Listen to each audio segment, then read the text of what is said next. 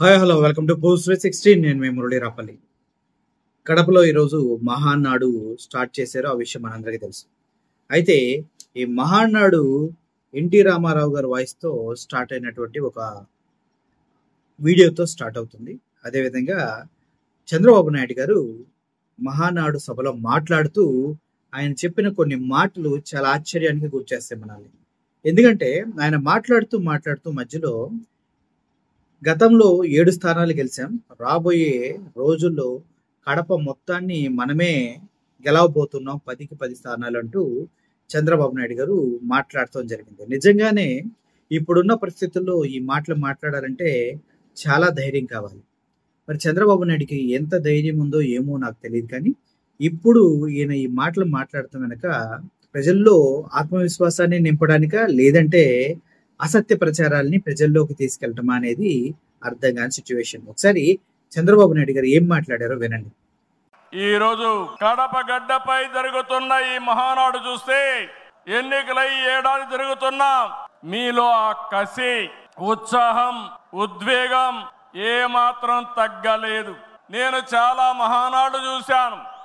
దగ్గర మనం చూస్తే 34 మహానాడులు మనం జరుపుకున్నాం.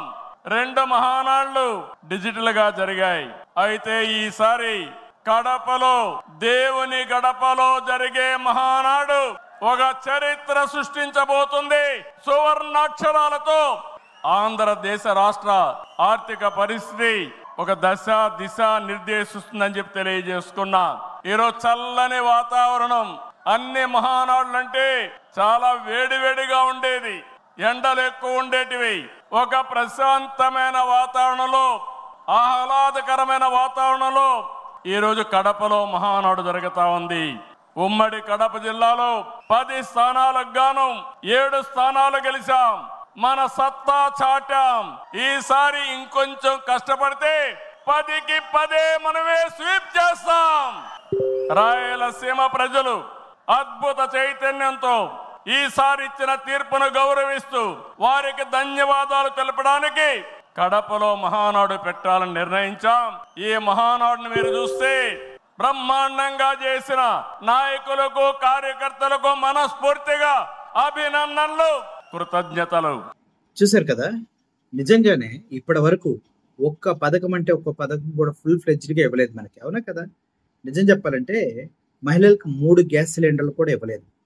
కానీ వీళ్ళ నాయకుడు ఒకడు మాట్లాడుతూ ఆల్రెడీ ఆయన్ని ఇచ్చేసినట్టుగా మాట్లాడటం జరిగింది. అదేంటి నాకు ఇప్పటివరకు అర్థం కావట్లేదు. ఎవరికి ఇచ్చారు, ఎప్పుడు ఇచ్చారు?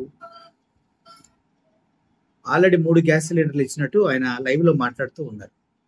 సార్, ఎవరికి ఇక్కడ 3 గ్యాస్ సిలిండర్లు ఎవడు ఇవ్వలేదు. ముఖ్యంగా మీరు కనీసం ఇచ్చిన ఒక గ్యాస్ సిలిండర్ కి, సంవత్సరం మొత్తంలో ఇచ్చిన ఒక గ్యాస్ సిలిండర్ కూడా పే చేసిన డబ్బులు రిటర్న్ వేయలేదు. అంటే మీరు అన్నారు కదా, మీరు ముందు డబ్బులు కట్టి తీసుకోండి, తర్వాత మీకు అకౌంట్స్లో వేస్తామని. ఆ డబ్బులు కూడా చాలా మందికి పడలేదు. ఒకసారి తెలుసుకోండి. తెలుసుకోకుండా పిచ్చి వాగుడు స్టేజ్ పైన వాగుతూ వెళ్ళకండి అని రిక్వెస్ట్ చేస్తూ ఉన్నాం. ఈ వీడియో పైన మీరు నిజంగానే నెక్స్ట్ కడపని క్లీన్ స్వీప్ చేయగలుగుతుందా కూటమి, టీడీపీ అనేది కామెంట్ రూపంలో తెలియచేయండి. Thank you for watching this video. Murali signing off. Thank you so much.